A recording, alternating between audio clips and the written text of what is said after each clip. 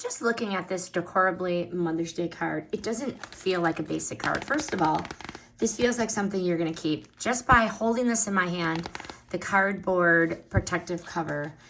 Let's open it up. Let's unbox this. What do we have here? Happy Mother's Day. Elevated, detailed. And I haven't even taken it out of the plastic yet.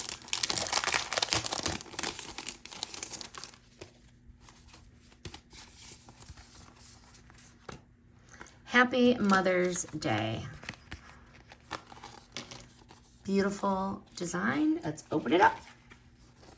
The printed message gives a strong starting point, so you're not staring at a blank page. It says, Happy Mother's Day. On this special day, I want to remind you how much you're loved today and always.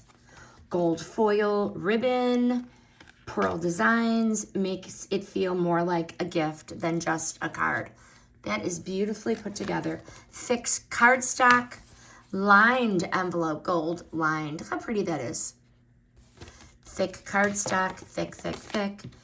And then you have this, Best Mom. Look how cute that is. Why these Decorably cards always stand out.